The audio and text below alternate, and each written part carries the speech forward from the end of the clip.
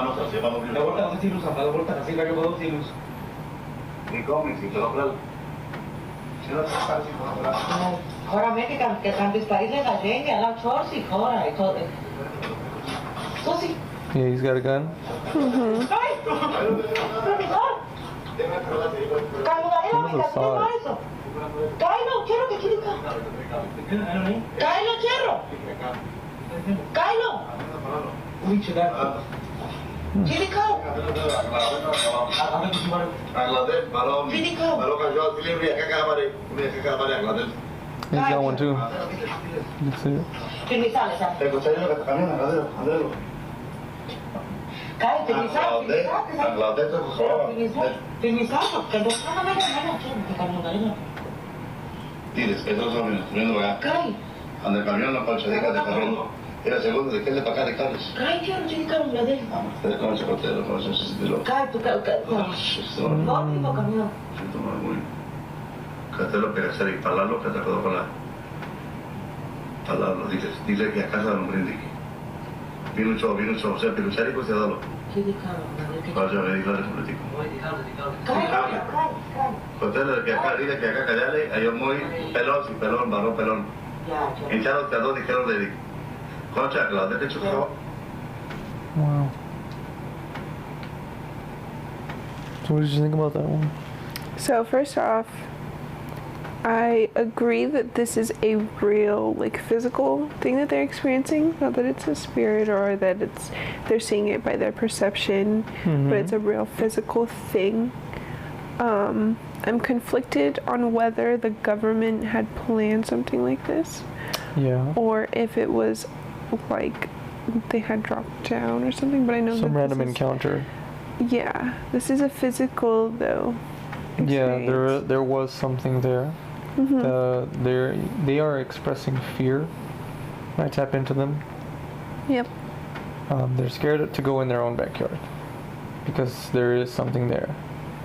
Now the dad doesn't know exactly what it is because he didn't see the craft in the sky. He didn't hear it, or maybe he might have heard it. I'm not sure on that one, but the kids heard it.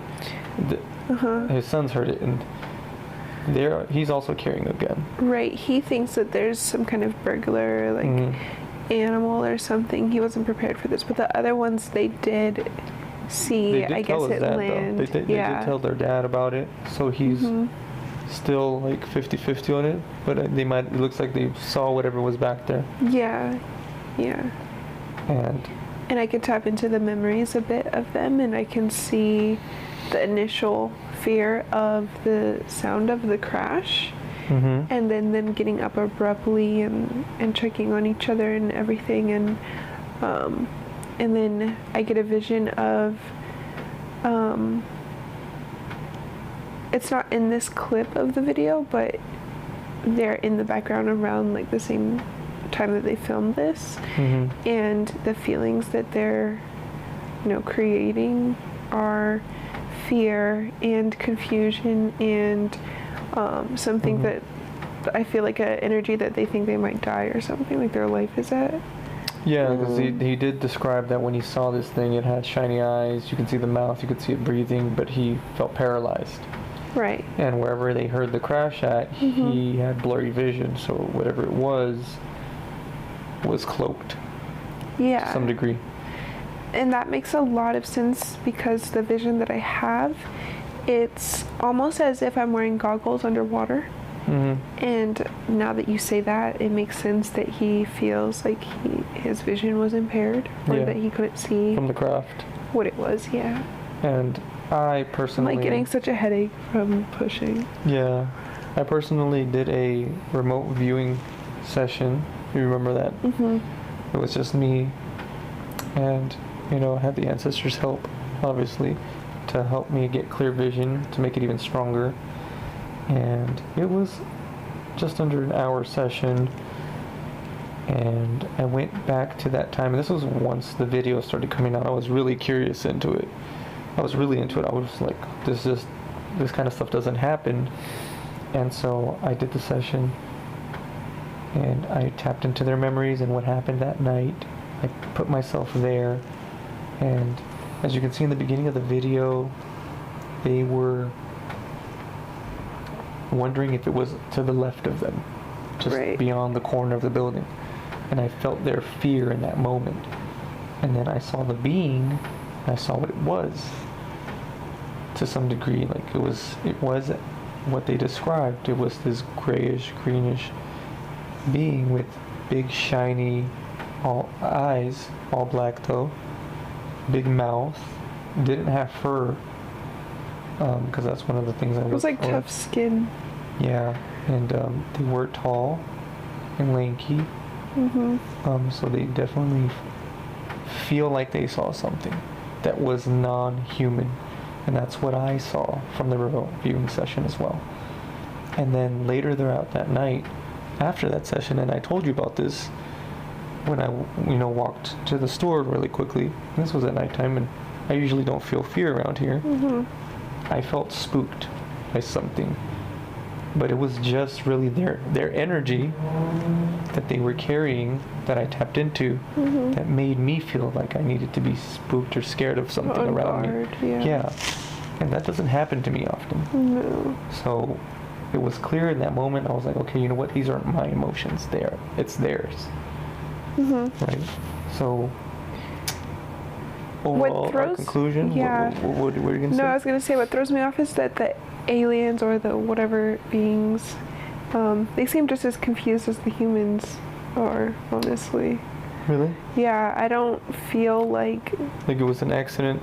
Yeah. They just dropped in, like crashed down on accident. And that's why I'm so confused of whether, because when we do government, stuff, there's always a block there where I can't push harder to see what's there. Right. And I've never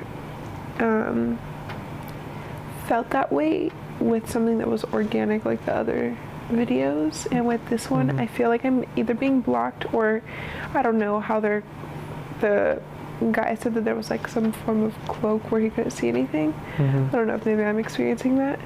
Maybe. But it could have been the beam. they seem just as confused as everyone else. Yeah, and he did say that there was like a sort of designs of certain objects from his backyard carved into the cement there in the backyard, as if they were like trying to describe to the people, to their own kind, whoever's like dropped them off or wherever they crashed, trying to reach out to them to say, hey, we're by this and this kind of object, like a map.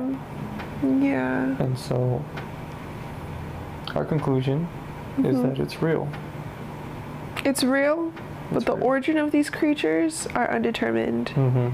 And that's why it makes me feel that this is a government formulated thing where these people unfortunately had to be a part of this, you know. For me, I won't say that it's necessarily government. I think it's one of those things that the government just couldn't, they didn't organize it. It's just one of those things that happened that the government couldn't prevent from being exposed to the population. Because also you said the creatures felt confused. If they're government creatures, I mean, if they were by the government, they wouldn't be confused. They would be playing their part, playing their role, I think. Yeah, that's true. So that's what I would say. Am I saying that this isn't necessarily government? I mean, they knew about it. It's coming out a month later, and this Men in Black type of people and they ended up lying about the police report too. So there's a lot of stuff to digest with this. So that's what makes me think that it's even more real than that the government didn't necessarily have any involvement in it, because there were Men in Black people around, or agents around the house of this family. Yeah. And that's usually when they show up. And the government's obviously trying to gaslight the population by telling them that they control the news media, right? So if the news media says, something's happened to this family and nothing really happened to the family, then people start to dismiss it as fake. Yeah. So I think they don't want people to believe. And that's the end of our reaction, but based on the downloads we received, we believe this to be an authentic UFO alien encounter. Given the suspicious government activity to cover up this event, it's likely that what the family witnessed was not human and not from our world. Thank you so much for watching our video. don't forget to subscribe, give us a thumbs up, and hit that bell notification. You can listen to our podcast, Obscure Mysteries, on Spotify, and follow us on social media, our TikTok and Instagram at Spirit Realm Travelers. Stay tuned for more content. Till next time.